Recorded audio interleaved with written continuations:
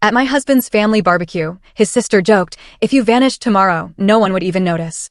Everyone laughed, except me. I just held up my hot dog and said, "Challenge accepted." That night, I packed up, moved out, and disappeared. A year later, they're the ones who've been forgotten. Oh, you know those moments when someone says something so cutting, so absolutely wrong, that it just shatters everything? Well, it happened to me at my husband's family barbecue. His sister, Amanda, looked right at me and, with a smirk, said, "If you disappeared tomorrow, no one would even notice." And the whole table erupted in laughter. Everyone. Except me.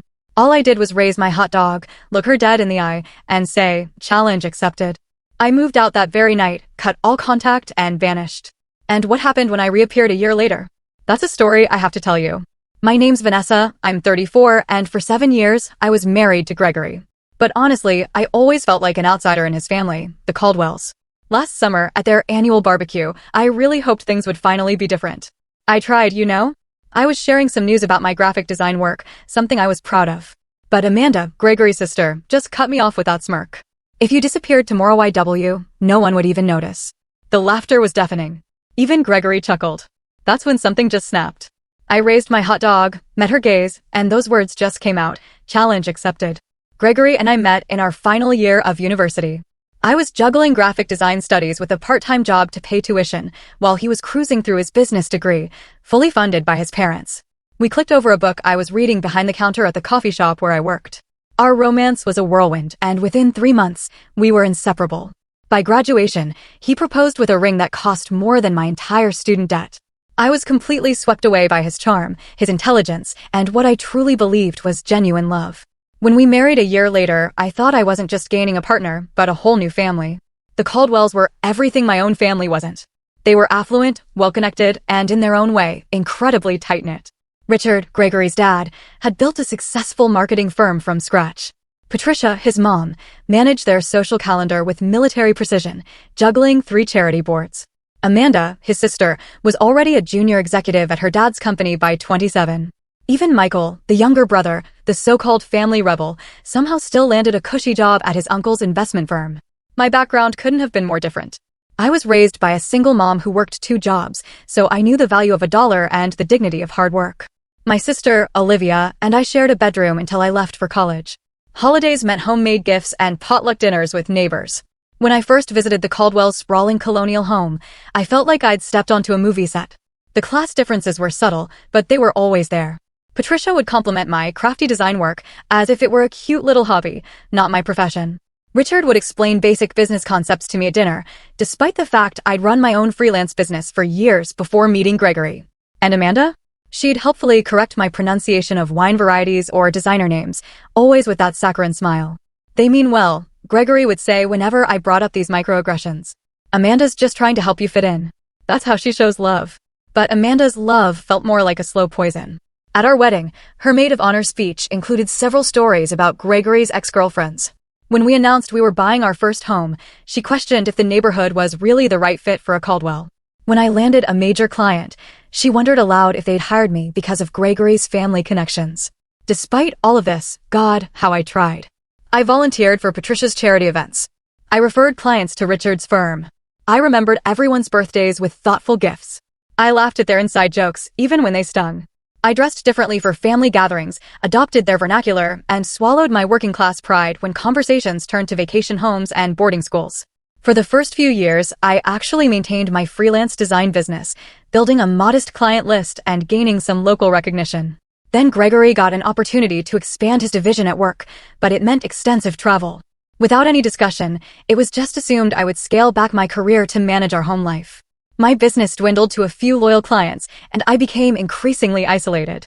My world narrowed to Gregory's intermittent presence and his family's judgmental orbit. Last spring, I miscarried at 11 weeks. The physical pain was excruciating, but the emotional aftermath was worse. Gregory was in Chicago for a conference. He offered to come home, but he seemed almost relieved when I said I could manage.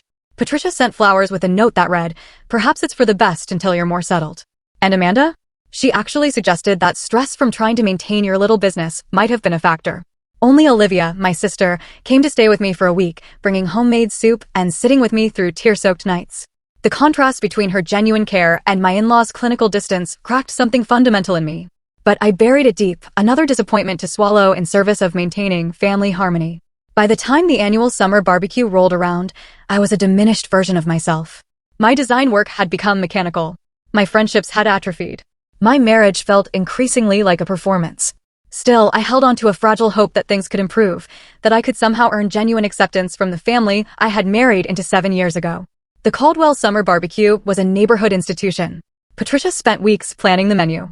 Richard showcased his collection of grilling gadgets. Dozens of family friends and business associates milled about their perfectly manicured lawn. It was the event where family status was displayed and reinforced, where loyalties were confirmed and outsiders were identified. And despite my years of marriage to Gregory, I remained firmly in the outsider category. The morning of the barbecue, I spent 3 hours making my grandmother's strawberry shortcake, the one dessert that had actually received genuine compliments in previous years. Gregory was busy on calls, finalizing details for his upcoming business trip to Tokyo. When it was time to leave, he rushed me out the door, more concerned about being fashionably late versus actually late. "Remember, Dad's unveiling his new imported smoker today," he reminded me as we drove. "Try to act impressed, even if you don't get why it's a big deal." I nodded, clutching my dessert carrier on my lap, my sundress bought specifically to match Patricia's preferred casual elegance dress code, already felt tight across my shoulders. The Caldwell home bustled with activity when we arrived. Caterers weaved through groups of guests, delivering appetizers. Richard stood centered on the patio, surrounded by admiring friends, demonstrating his new smoker. Patricia floated from cluster to cluster, her laugh tinkling like expensive crystal. Finally, Amanda called out, spotting us as we entered through the side gate. She air-kissed Gregory, then gave me a quick once-over. "Vanessa, that dress is so cheerful. The kitchen's getting crowded, but I'm sure you can find somewhere to put your contribution." She swept Gregory away before I could respond, linking her arm through his and launching into a story about running into his college roommate. I stood alone, dessert in hand, scanning the backyard for a friendly face. I made my way to the kitchen, where Patricia was directing the catering staff with precise instructions. "Oh, Vanessa dear," she said, noticing me hovering in the doorway. "You didn't need to bring anything. We have the patisserie handling desserts." She gestured vaguely toward the pantry. "But how thoughtful. Perhaps put it there for now." I placed my shortcake on a shelf already crowded with other contributions from guests not worthy of display. As I exited the kitchen, I overheard Patricia instructing a server to make room for Amanda's authentic tiramisu at the center of the dessert table. The next 2 hours passed in a blur of polite smiles and truncated conversations. I'd start chatting with one of Gregory's cousins, only to have them pulled away by Patricia to meet someone important. I offered to help set up the buffet line, but was told the caterers had a system. I tried joining a conversation about recent films but couldn't get a word in edgewise. Michael's wife, Charlotte, received entirely different treatment, despite being married into the family for only 2 years. Patricia proudly introduced her to everyone as our Charlotte, the pediatric surgeon. Amanda included her in reminiscences about family vacations she couldn't possibly have attended. Even Richard, who rarely engaged with in-laws, asked detailed questions about her work. The contrast wasn't lost on me, nor was the irony that Charlotte looked as uncomfortable with the attention as I was with the lack of it. When lunchtime arrived, Gregory reappeared at my side, having spent the morning deep in conversation with his father's business associates. "Having fun?" he asked, not waiting for an answer before guiding me toward the elaborate buffet line. We filled our plates and joined the main table on the patio. I ended up seated between Gregory's elderly Uncle Frank, who was hard of hearing, and a space left open for Amanda, who was still serving herself. Gregory sat across from me, already engrossed in conversation with Richard about Japanese business etiquette. Amanda finally arrived, setting her meticulously arranged plate down and instantly commanding attention with an anecdote about a celebrity she'd spotted at her gym. Charlotte asked appropriate questions. Patricia beamed with pride. Even Frank shifted to hear her better. During a brief lull, I saw my opportunity. I just finished a branding project for that new bakery downtown, I offered. They're having their grand opening next weekend. Amanda's eyes narrowed slightly. How nice. Is that the place with the tacky neon sign I drove past it yesterday? The signage is actually vintage-inspired, I explained. The owners wanted to honor the building's history as one of the first. If you disappeared tomorrow, Amanda interrupted with a theatrical sigh, no one would even notice. That's how boring this conversation is. The table erupted in laughter. Patricia tittered behind her napkin. Richard guffawed. Even Gregory chuckled, reaching for his beer. Frank, who likely hadn't heard the comment, joined in automatically. Sound surrounded me like cold water, shocking my system. I felt simultaneously hypervisible and completely invisible. My face burned, but my hands turned ice cold. In that moment, 7 years of accumulated slights crystallized into perfect clarity.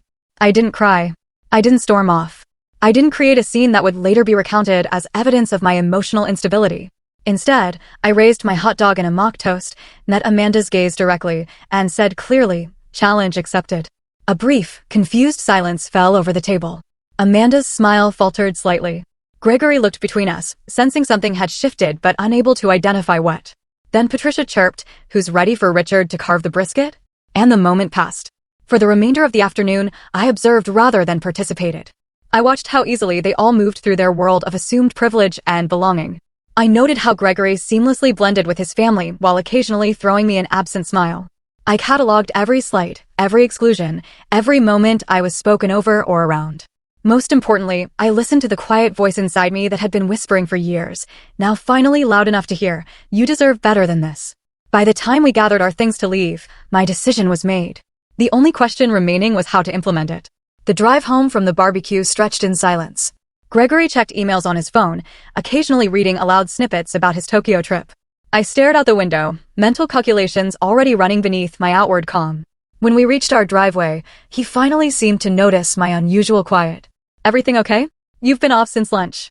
I considered my words carefully. Amanda's joke about me disappearing. "Did you think that was funny?" Gregory sighed, unbuckling his seatbelt. "Don't start with this again. Amanda was just being Amanda. You know how she gets at family gatherings." "You laughed," I said simply. "It was a joke, Vanessa. Not everything needs to be analyzed to death." He got out of the car, effectively ending the conversation. That night, as Gregory slept soundly beside me, I stared at the ceiling, replaying not just the day's events, but the entire trajectory of our marriage. I thought about the bright, ambitious designer I'd been when we met. I remembered how confidently I'd handled clients, how passionate I'd been about my work, how deeply I'd connected with friends. Somewhere along the way, I'd started believing the subtle message the Caldwells had been sending, that I was lucky to be among them, that my inclusion was conditional upon my compliance, that my worth was determined by their assessment. I slipped out of bed at 2 a.m. and padded to my home office.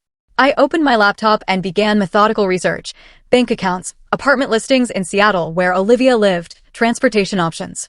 By dawn, I had a rudimentary plan.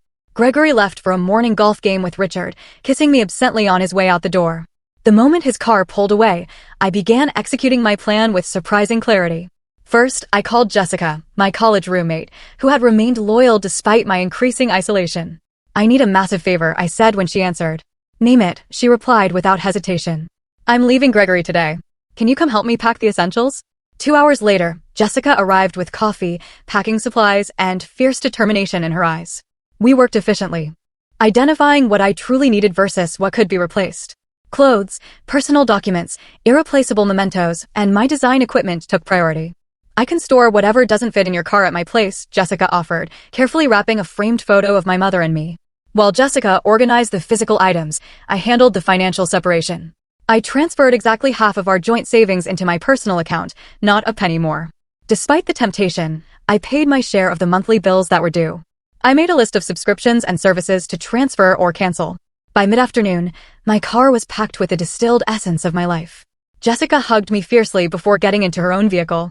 "Call me when you're settled for the night. And Vanessa, I'm proud of you." Alone in what had been our home for 5 years, I wrote Gregory a letter. I kept it simple, stating that I needed time away to reevaluate our marriage.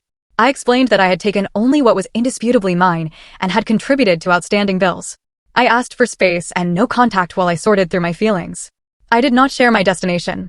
As a final act, I removed my wedding ring and placed it atop the letter on the kitchen counter. Next to it, I left a copy of Amanda's cruel joke, written verbatim, with the date and location noted clinically. Before leaving, I allowed myself one moment of sentimentality. I picked up our wedding photo from the hall table. We looked so happy, so full of possibility. Gregory's smile reached his eyes back then. My own face shone with hope and confidence I barely recognized now. "Goodbye," I whispered, replacing the frame and walking out the door without looking back. The sensation of driving away from our suburban neighborhood was both terrifying and exhilarating. With each mile marker, the tightness in my chest loosened incrementally. By the time I crossed the state line, I felt like I could fully breathe for the first time in years. I checked into a modest hotel that evening, using the credit card I'd maintained separately throughout our marriage. The room was simple but clean, nothing like the luxury accommodations the Caldwells considered standard. After confirming my safe arrival to both Jessica and Olivia, I turned off my phone. Gregory would be home by now, finding an empty closet and my letter. The thought brought neither satisfaction nor guilt, only a strange numbness. In the quiet anonymity of the hotel room, I curled under unfamiliar blankets and fell into the deepest sleep I'd had in months. Morning brought the first wave of messages when I briefly turned on my phone. Gregory's communications evolved exactly as I'd expected: confusion, then irritation, then concern, then anger. Where are you? Call me. This is ridiculous. Come home so we can talk. Your mother is worried. At least let her know you're safe. You're being incredibly selfish right now. I have the Tokyo trip in 3 days. Fine. Take your space. We'll talk when I get back. Not once did he mention Amanda's joke or his laughter. Not once did he acknowledge any understanding of why I might have left. I sent a brief text to my mother, assuring her of my safety but requesting privacy. Then I turned off my phone again and opened my laptop to search for longer-term accommodations in Seattle. The challenge had been accepted. Now came the hard part, disappearing not just physically, but untangling myself from the identity I'd constructed as Gregory Caldwell's wife. I was about to find out if Amanda was right, if my absence would go completely unnoticed, or if I could rebuild a life where my presence mattered on my own terms. Seattle welcomed me with 3 days of continuous rain, as if washing away my old life. Olivia had found me a month-to-month furnished apartment in her neighborhood, a tiny studio with bay windows and creaking floors. After the sprawling suburban house Gregory and I had shared, the compact space should have felt claustrophobic. Instead, it felt like a snug cocoon. The building's nothing fancy, Olivia apologized as she helped me carry in my limited belongings. But the location is great, and the landlord doesn't ask too many questions. It's perfect, I assured her, running my hand along the worn but solid kitchen counter. It's just mine. That first week passed in a blur of practical arrangements. I opened a new bank account at a local credit union. I set up mail forwarding through Jessica rather than leaving a direct trail. I purchased a new phone with a Seattle area code. I created updated profiles on freelance design platforms, carefully curating my portfolio to remove work connected to Gregory's network. Gregory's messages continued, transitioning from anger to bargaining. Whatever's going on, we can work through it, he wrote. Just come home. I maintained my silence, not out of cruelty, but self-preservation. Every time I considered responding, I remembered the laughter around that picnic table, the years of subtle diminishment, the gradual erosion of my identity. Amanda posted a passive-aggressive Instagram story 2 weeks after my departure. Family is everything. You can't choose who stays and who goes. The comments filled with heart emojis from various Caldwell connections. Gregory's mother called my mother, expressing theatrical concern while fishing for information. Michael's wife, Charlotte, sent a tentative text, "If you ever want to talk, I'm here." I responded to none of them. Instead, I focused on rebuilding. Jessica shipped the remainder of my belongings in unmarked boxes. I found a therapist specializing in family dynamics and marital trauma, scheduling weekly sessions that often left me emotionally drained but incrementally stronger. What Amanda said at the barbecue. Dr. Lewis commented during our 3rd session. That wasn't the cause of your departure. It was the catalyst, the last straw. I agreed. Tell me about the first straw, she prompted. That question unlocked a flood of memories, subtle digs disguised as helpful advice, achievements minimized, opinions dismissed, all while Gregory stood by, not malicious, but complicit in his silence. By month 2, I had secured 3 steady design clients through online platforms. The work wasn't particularly creative, mostly formatting ebooks and designing social media templates, but it paid the bills. More importantly, each completed project rebuilt my professional confidence. One rainy Tuesday, I walked into a local coffee shop and noticed a striking wall mural. The barista saw me admiring it. Beautiful, right? The owner commissioned it from a local artist, she explained while preparing my latte. She's looking for someone to redesign our menu boards and promotional materials. An hour later, I was sitting with Eleanor Marshall, the co-owner with silver-streaked hair and a straightforward manner I found immediately refreshing. I don't care about your resume, she said, waving away the portfolio I'd pulled up on my tablet. Show me your personal work, the stuff you do because you can't not do it. I hesitated, then navigated to a folder I'd barely opened in years. These were designs I'd created for myself, experimental, sometimes impractical, but authentically mine. Eleanor studied them in silence, occasionally zooming in on details. You've been hiding, she finally said, looking up with sharp blue eyes. These are good. Really good. But recent. No, I admit it. I haven't done work like this in years. Why not? The question was simple but struck like a physical blow. I found myself telling Eleanor an abbreviated version of my story, the creative passion I'd once had, the gradual sublimation of my style to suit the Caldwell aesthetic, the slow surrender of my artistic voice. Eleanor listened without interruption, then nodded once. You're hired for the menu project, but on one condition. What's that? You do one personal piece, something purely your own every week. Bring it when we meet. I don't care if it's good or finished. I care that you're finding your voice again. Eleanor became more than a client. She became a mentor, pushing me to reclaim my creative courage with blunt feedback and unexpected encouragement. Through her, I connected with other local business owners needing design work. My calendar slowly filled with projects that engaged rather than depleted me. Meanwhile, Gregory's attempts at contact became less frequent. The divorce papers I filed through my lawyer were met with a barrage of calls that I didn't answer. Eventually, his attorney connected with mine.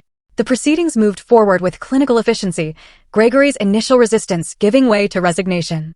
For months into my new life, I allowed myself to check social media. Gregory's profile showed him at a company event, smiling beside a woman I didn't recognize. Richard had posted about the Tokyo expansion, tagging Gregory with proud father emojis. Amanda shared multiple photos from a family dinner captioned, "Missing no one."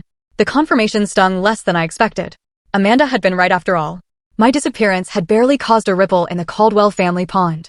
Somehow, this validation brought not pain, but liberation. I was no longer defined by their perceptions. 6 months to the day after leaving, I received the finalized divorce papers. Gregory had signed without contesting the straightforward division of assets. We negotiated through our lawyers, no alimony either way, a clean split of joint property, complete separation going forward. His only personal communication was a brief note, "I still don't understand, but I won't fight you anymore." That evening, I stood in front of my bathroom mirror and cut my hair, shedding the long style Gregory had always preferred for a modern bob that framed my face. The woman who stared back seemed both familiar and new, thinner, perhaps, with faint lines around her eyes, but with a clarity of gaze I hadn't seen in years. By month 8, my design business had expanded enough to require a small workspace outside my apartment.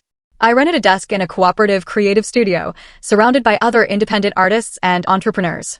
For the first time since college, I had colleagues who valued my input and challenged my ideas on equal footing. When the anniversary of my departure approached, I no longer needed to check social media to know what the Caldwells were doing. They had receded from my daily thoughts, becoming characters in a story I'd lived through rather than active presences in my life. Meanwhile, my new world continued expanding. A branding project for a local artisan food company won regional recognition. My redesign of Eleanor's coffee shop attracted attention from a lifestyle magazine. A comment I made during a design workshop led to an invitation to speak at a creative conference. 1 year after Amanda's fateful joke, I was no longer invisible. I had built a life where my presence was not only noticed, but valued, where my voice was heard rather than interrupted, where my contributions were recognized rather than dismissed. The challenge had been met, but the story wasn't over yet. The email from Westwood Creative arrived exactly 52 weeks after the barbecue that changed everything. The subject line was innocuous, seeking designer for national campaign, but the content sent a jolt through my system. Your work for Rinner Artisanal Foods caught our attention. We're developing a campaign for Sheffield consumer brands and believe your aesthetic would be perfect for the project. Initial meeting next week if interested. Sheffield Consumer Brands was a subsidiary of Caldwell Marketing Group, Richard's company. The coincidence seemed too precise to be accidental. I called Eleanor, who had become my sounding board over the past year. It could be completely legitimate, she reasoned after I explained the connection. Your Rainer campaign was featured in 3 industry publications. But the timing is suspicious, I finished. The question isn't whether they know who you are, Eleanor said pragmatically. The question is whether the project is worth taking, regardless. I requested more information from Westwood. The project was substantial, redesigning packaging for Sheffield's entire organic line, with a potential long-term contract for ongoing brand management. The budget they proposed was double anything I'd handled since establishing my Seattle business. After 3 days of deliberation, I accepted the initial meeting. If this was a Caldwell orchestration, I wanted to face it directly rather than wonder. And if it was legitimate, I didn't want fear of my past to constrain my future. The Westwood creative director, Thomas, made no indication he knew about my history with the Caldwells. During our first meeting, we discussed design concepts, timeline expectations, and budget particulars with straightforward professionalism. When I asked about client involvement, he mentioned only that Sheffield executives would review major milestones. I accepted the project, establishing clear boundaries about communication channels and approval processes. For 3 weeks, everything proceeded normally. My preliminary designs received positive feedback. The timeline remained on track. No Caldwell names appeared on any correspondence. Then came the announcement: Sheffield Consumer Brands would be featured at the annual Marketing Innovation Gala, unveiling their rebranded organic line as part of the presentation. As the lead designer, my attendance was highly encouraged. The gala was a major industry event, precisely the type of opportunity my rebuilding career needed. It was also exactly the sort of function the Caldwells never missed. Richard considered these networking evenings essential to maintaining the family's business prominence. Gregory had always dutifully followed his lead. "You have 3 options," my therapist observed during our session that week. "Decline to attend and potentially limit your professional growth. Attend and attempt to avoid the Caldwells, which may prove stressful and ultimately futile. Or attend and prepare to engage with them on your terms." "What would you do?" I asked. Dr. Lewis smiled slightly. "I'm more interested in what Vanessa today would do, as opposed to Vanessa from a year ago." The question lingered as I left her office. Last year's Vanessa would have either declined the event entirely or attended as Gregory's apprehensive shadow, dreading Amanda's barbed comments and Patricia's conditional approval. But I wasn't that person anymore.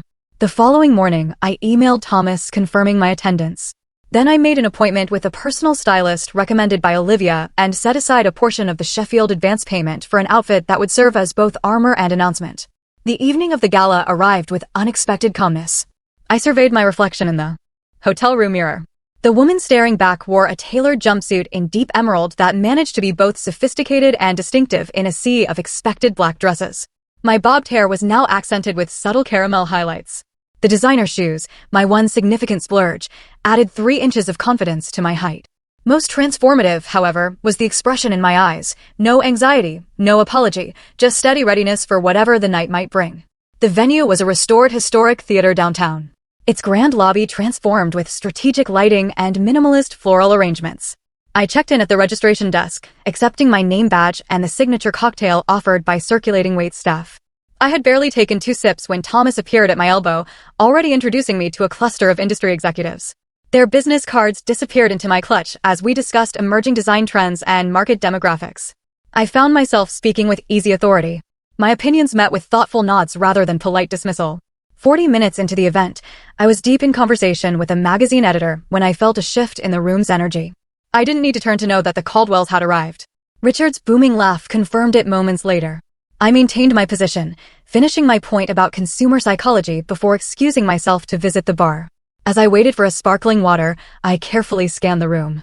Richard and Patricia stood near the entrance, holding court among admirers. Amanda wasn't immediately visible.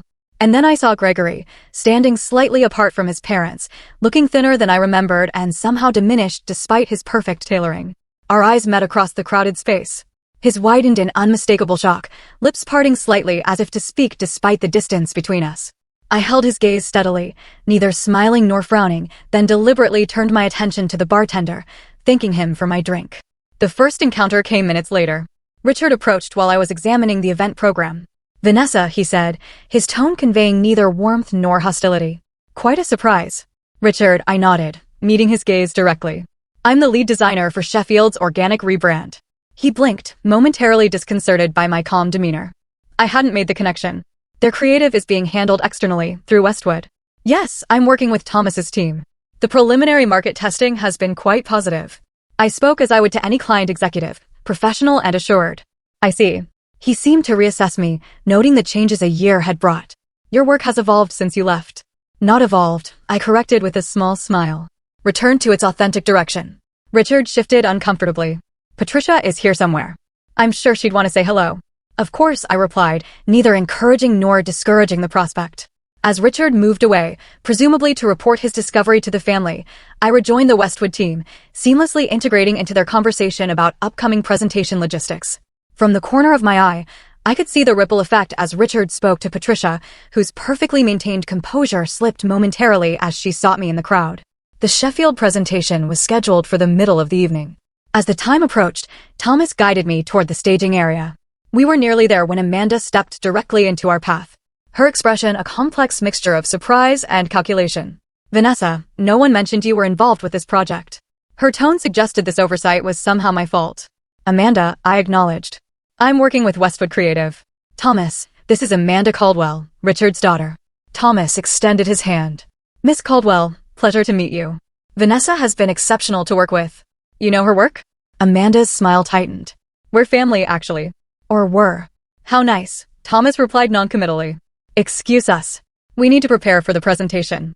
As we walked away, Thomas glanced at me questioningly, but respected my privacy enough not to pry. I appreciated his professionalism more than he could know. The The presentation itself passed in a focused blur. I spoke about design philosophy and consumer connection, demonstrated key elements of the rebranding strategy, and answered questions with composed expertise. The audience response was overwhelmingly positive, with several spontaneous rounds of applause. From my position on stage, I could see the entire Caldwell family seated together near the front. Patricia maintained a neutral expression throughout. Richard nodded occasionally at particularly impressive metrics. Amanda whispered something to the woman beside her, her face unreadable. Gregory watched me with undisguised intensity, his eyes never leaving my face. After the formal presentation concluded, I was immediately surrounded by attendees with questions and compliments. Business cards were exchanged, potential opportunities mentioned, connections established. This professional validation, earned entirely through my own merit, felt like the sweetest possible vindication. Eventually, the crowd thinned as people moved toward the dinner portion of the evening. I was gathering my presentation materials when Gregory finally approached alone.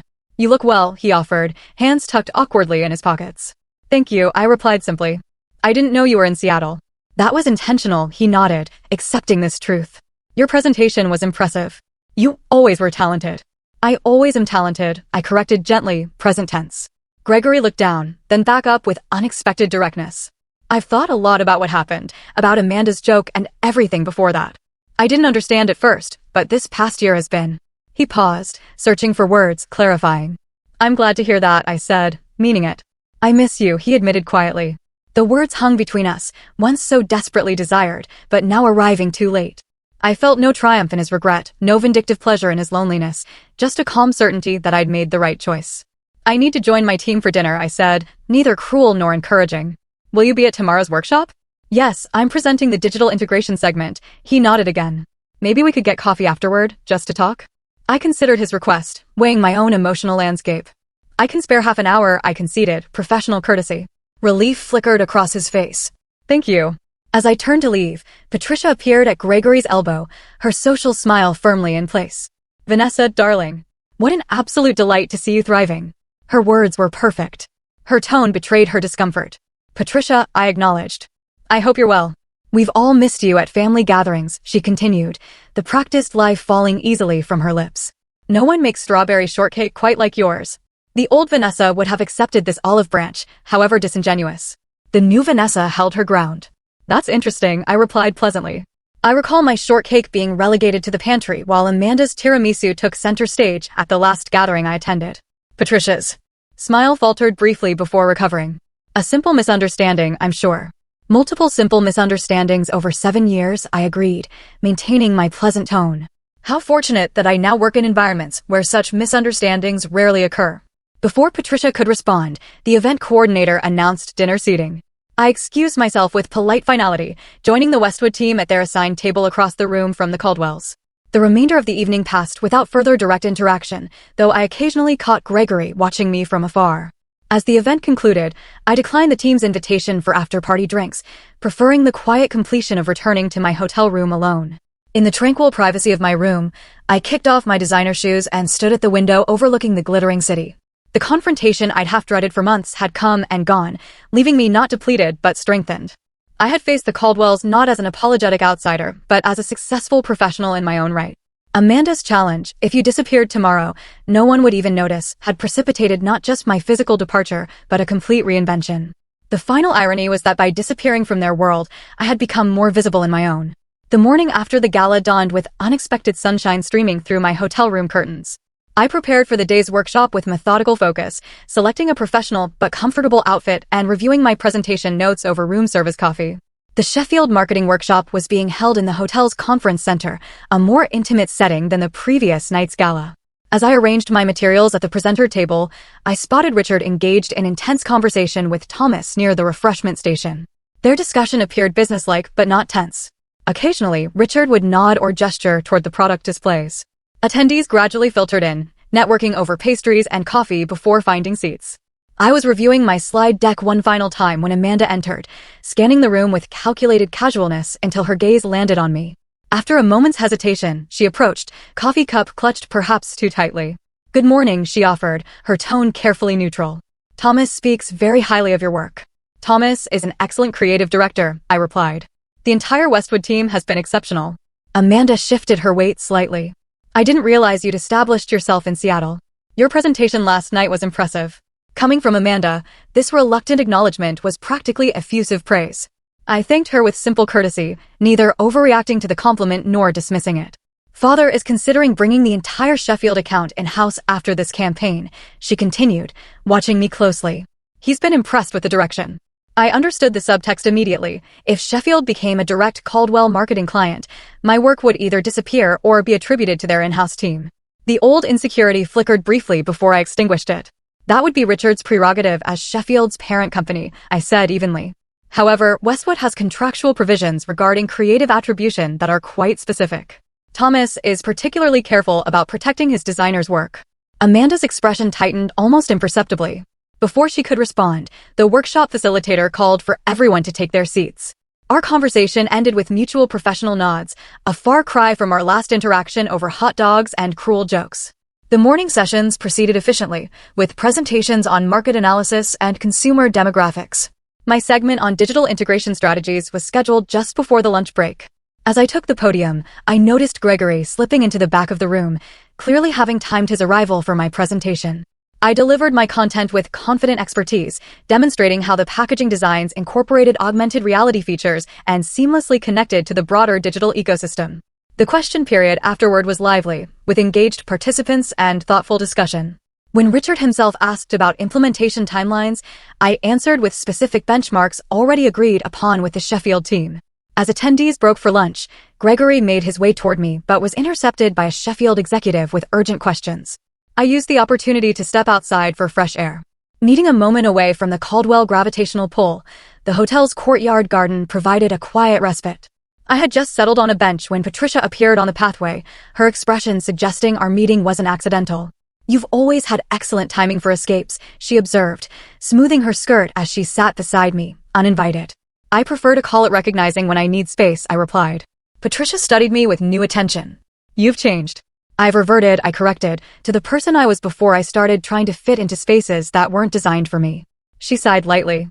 Families are complicated, Vanessa, especially established ones like ours. There are expectations, traditions, ways things have always been done. I'm aware. I spent 7 years observing those traditions. 7 years trying to meet those expectations. Perhaps we weren't always as welcoming as we could have been, Patricia conceded, the closest thing to an apology I'd ever heard from her. But disappearing without a word was rather dramatic, don't you think? I turned to face her directly. I left a detailed letter for Gregory. I ensured all financial obligations were properly handled. I made a clear, adult decision to remove myself from a situation that had become harmful to my well-being. There was nothing dramatic about it. Gregory was devastated, she countered. Gregory was inconvenienced, I corrected gently. There's a difference. Patricia's perfectly maintained facade cracked slightly. You have no idea what this past year has been like for him, for all of us. You're right, I acknowledged. Just as you have no idea what the previous 7 years were like for me. We sat in tense silence for a moment before I continued. But I'm not interested in exchanging pain metrics, Patricia. That's not why I'm here. I'm here because I'm good at what I do, and my work has value to Sheffield's campaign. Something shifted in Patricia's expression. Not quite respect, but perhaps a new awareness. You always were stubborn. Determined, I countered with a small smile. Another distinction worth noting. As we headed back toward the conference center, Patricia asked an unexpected question. Will you be at the closing dinner tonight? Yes, Westwood has a table. She nodded thoughtfully. The salmon is usually excellent. It was such a normal, mundane observation, the kind mothers-in-law typically share with daughters-in-law, that it momentarily disoriented me. I murmured agreement as we rejoined the workshop, separating to our respective tables. The afternoon sessions focused on implementation strategies. I participated actively but maintained professional distance, neither seeking nor avoiding the Caldwells. As the workshop concluded, Gregory finally managed to approach me. Directly. Still up for coffee, he asked, a hint of uncertainty in his voice. Yes, I agreed. There's a shop in the lobby. We walked together in silence, the familiarity of his presence beside me both strange and nostalgic.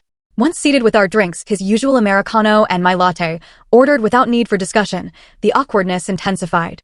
Seattle suits you, he finally offered. It does, I agreed. The creative community has been welcoming. Gregory traced the rim of his cup. I've been in therapy since you left. Dad thought it was unnecessary, but... He shrugged. It's been helpful. This surprised me. Gregory had always dismissed therapy as paying someone to tell you what you want to hear. I'm glad, I said sincerely. My therapist helped me understand some things about our marriage, about my family. He met my eyes directly. About how I failed to see what was happening to you because it was easier not to. The acknowledgement was unexpected and disarming. For a moment, I glimpsed the man I had fallen in love with, thoughtful, capable of growth, willing to examine himself. Thank you for saying that, I replied quietly. I didn't stand up for you, he continued. Not against Amanda. Not against Mom. Not even against my own expectations that you would just adapt to whatever the family needed. No, you didn't, I confirmed without rancor. I thought a lot about that barbecue. About Amanda's joke and how everyone laughed. How I laughed. He swallowed hard. I keep thinking about what you said, challenge accepted. I didn't understand then what you meant. And now I realize you were declaring independence from all of us. His voice held equal parts admiration and regret. We talked for nearly an hour, longer than the half hour I'd allocated. Gregory shared how the family dynamics had shifted in my absence, Amanda's increased criticism extending to his new girlfriend, Patricia's tightening control over family gatherings, Richard's disappointment when Gregory declined a promotion that would have required relocating. I'm seeing everything differently, he explained, like someone adjusted the contrast on a photo I've been staring at my whole life. When our coffee cups emptied, we both recognized the natural conclusion of our conversation. As we stood to leave, Gregory asked the question I'd been expecting. Is there any chance for us? Not right away, but eventually. I considered his face, once the center of my world. I felt affection, compassion, even a whisper of the old attraction. But the tether had been severed, not just by Amanda's joke or my departure, but by the year of growth that followed. I think we both needed to become different people, I said gently, and I like who I'm becoming now. He nodded, accepting this truth with surprising grace. You were always stronger than I gave you credit for. We both were, I corrected. You just needed different circumstances to discover it. We parted with a brief, platonic hug that felt like proper closure. As I watched him walk away, I realized I truly wished him well in building a life that was authentically his, not just an extension of the Caldwell legacy. The final confrontation came unexpectedly as I was collecting my portfolio from the conference room. Amanda entered just as I was preparing to leave. Her purposeful stride suggested she'd been waiting for this opportunity to catch me alone. I need to ask you something, she said without preamble, and I'd appreciate an honest answer. All right, I agreed, curious despite myself. Did you take this project knowing it was connected to our family? No, I answered truthfully. I discovered the Sheffield-Caldwell connection after accepting the Westwood offer. By then, the contract was signed. She studied me, seemingly assessing the truth of my statement. And you didn't think to recuse yourself once you knew? Why would I asked simply. I'm extremely good at what I do, Amanda.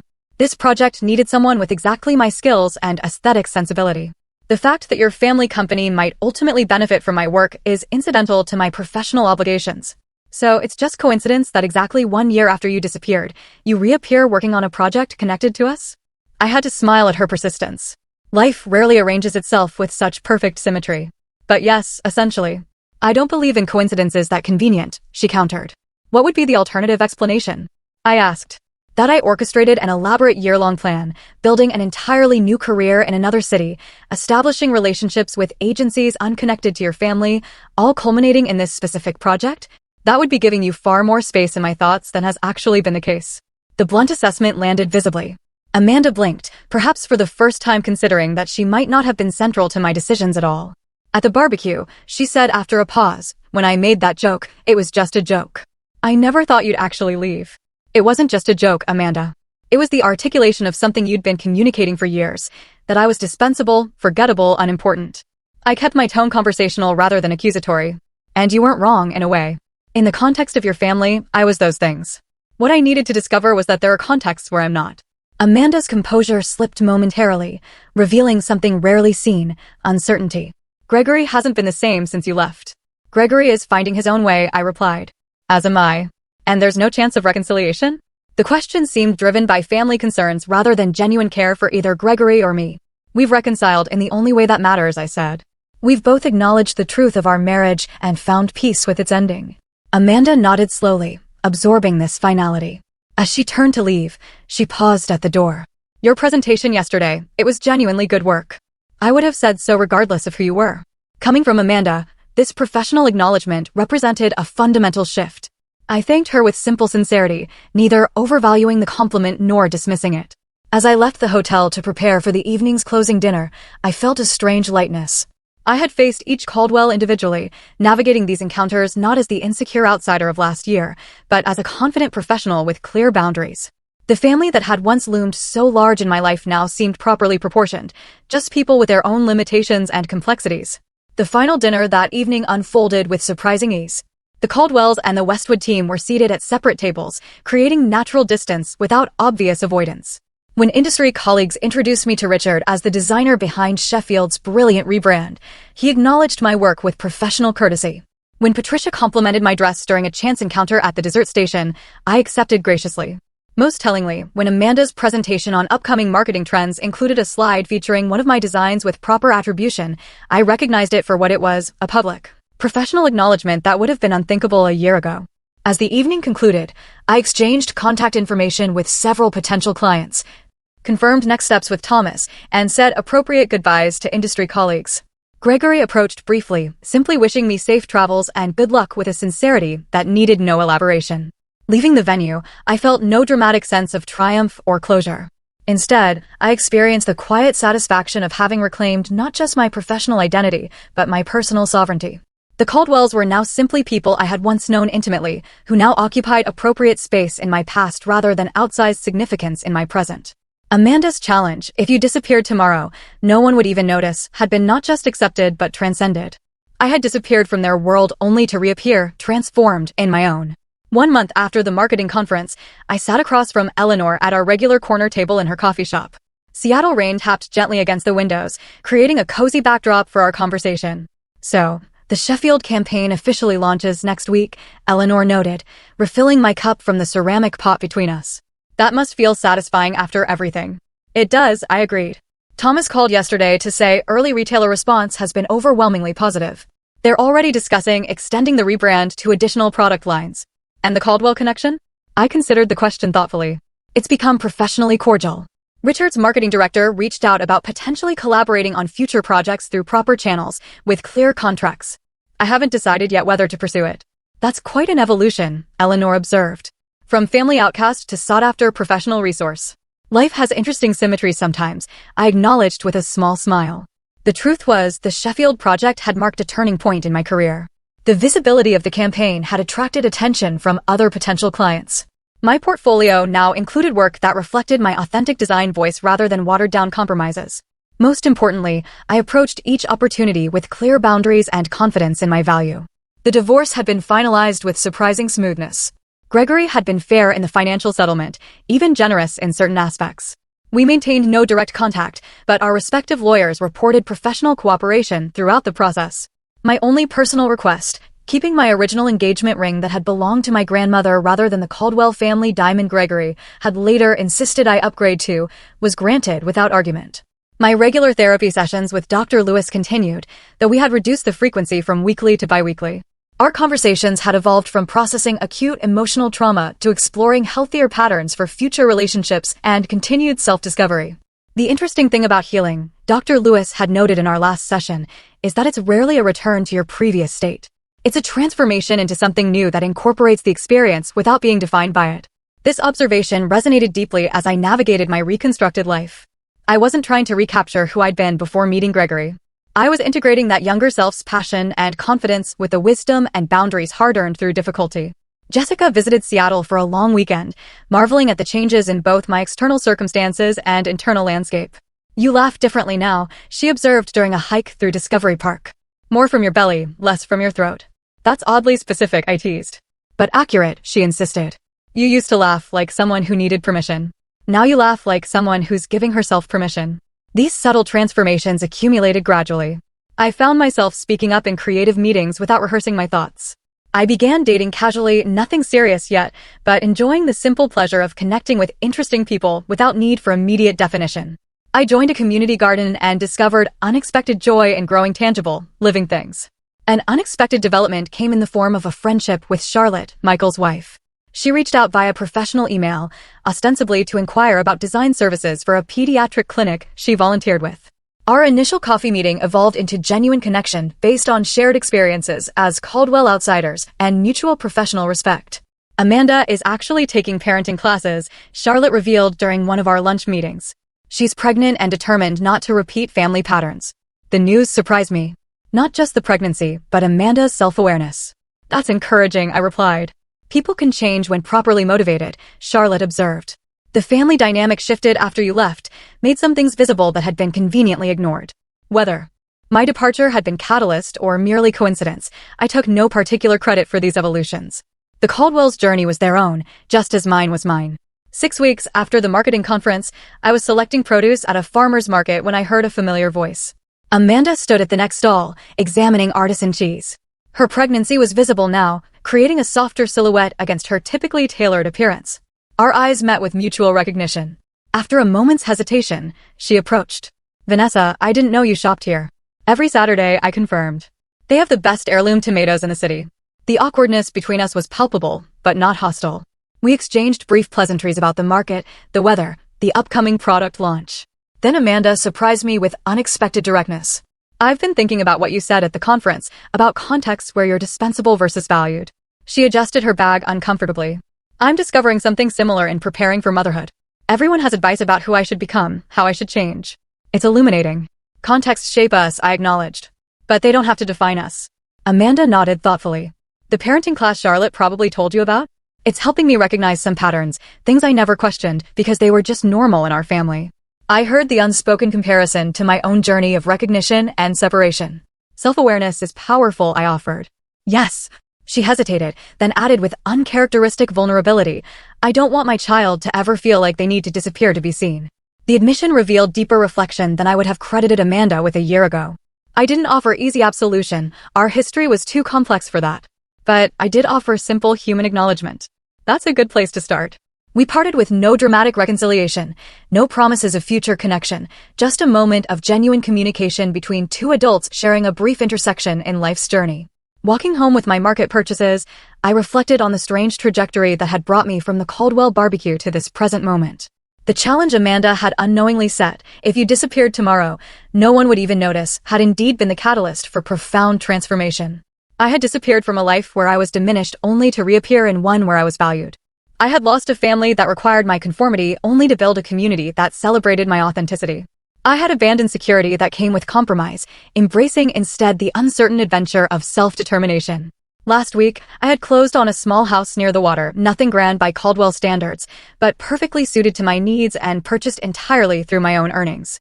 As I arranged my furniture and hung artwork selected solely for my own pleasure, I experienced a profound sense of having created not just a home, but a life genuinely my own. The greatest irony of Amanda's cruel joke was that disappearing had made me more visible than I'd ever been, to colleagues who valued my creativity, to friends who appreciated my authentic self, and most importantly, to myself. The challenge had been not just accepted, but transformed into an unexpected gift. That evening, as the Seattle skyline glittered against darkening water, I opened my journal and wrote the reflection that had been forming for months. Sometimes we must disappear from others' narratives to discover our own. The most powerful response to being unseen is not demanding vision from blind eyes, but finding the context where our true selves are not just visible, but celebrated. The opposite of disappearing isn't being noticed. It's becoming so fully present in your own life that external validation becomes unnecessary. The woman who had raised a hot dog in defiant toast 1 year ago could never have imagined the journey ahead. The woman writing these words could never return to who she had been. And in that transformation lay not tragedy, but triumph. The quiet, sustainable victory of reclaiming one's own life.